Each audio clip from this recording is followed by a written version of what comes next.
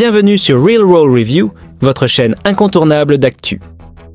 La guerre en Ukraine bouleverse profondément l'équilibre mondial. Les affrontements, les sanctions et les jeux de pouvoir entre grandes nations semblent sans fin. Mais aujourd'hui, une nouvelle donne pourrait changer la trajectoire du conflit. Vladimir Poutine se dit prêt à négocier et Donald Trump se montre ouvert à une rencontre. Cette ouverture marque-t-elle un aveu de faiblesse de la part du Kremlin face à l'impact des sanctions et à l'échec de sa stratégie militaire? Ou, au contraire, Volodymyr Zelensky se trouve-t-il dans une position de force capable de faire fléchir Moscou? C'est ce que nous allons découvrir ensemble dans cette vidéo. Alors, restez jusqu'à la fin pour découvrir qu'est-ce qui se cache derrière cette stratégie.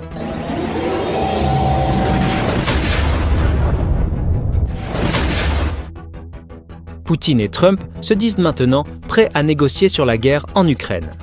Jeudi 23 janvier, Donald Trump a réaffirmé sa volonté de rencontrer le président russe Vladimir Poutine,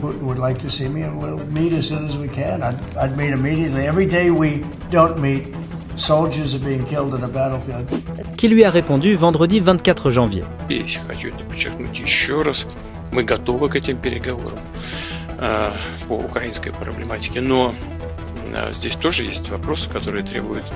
Cependant, ni Moscou ni Washington n'ont avancé de réel calendrier pour cette rencontre tant attendue.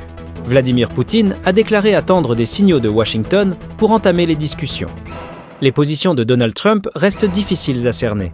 Depuis sa réélection, la Russie, l'Ukraine et leurs alliés observent avec attention la stratégie qu'il va adopter.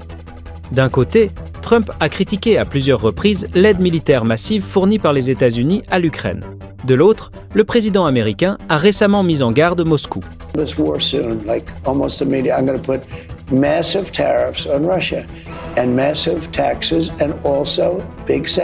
Lors d'un discours au Forum économique mondial de Davos, Donald Trump a menacé de faire baisser les prix du pétrole dans le but de limiter les revenus de Vladimir Poutine et de le pousser à envisager une résolution du conflit en Ukraine.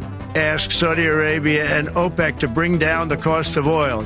If the price came down, the Russia-Ukraine war would end immediately. Le porte-parole de la présidence russe, Dmitry Peskov, a réagi vendredi, affirmant que la guerre ne dépend pas des prix du pétrole, mais découle d'une menace pour la sécurité nationale. En revanche, Kiev s'est montré hostile à toute négociation avec Moscou sans l'implication de l'Ukraine et de l'Europe. Cette position a été réaffirmée vendredi 24 janvier.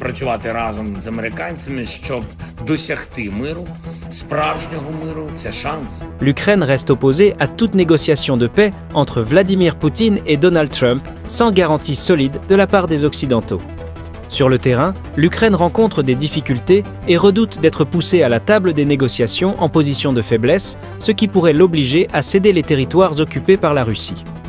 Alors, cette volonté affichée de négocier annonce-t-elle réellement un pas vers la paix ou s'agit-il simplement d'un jeu stratégique entre les deux leaders?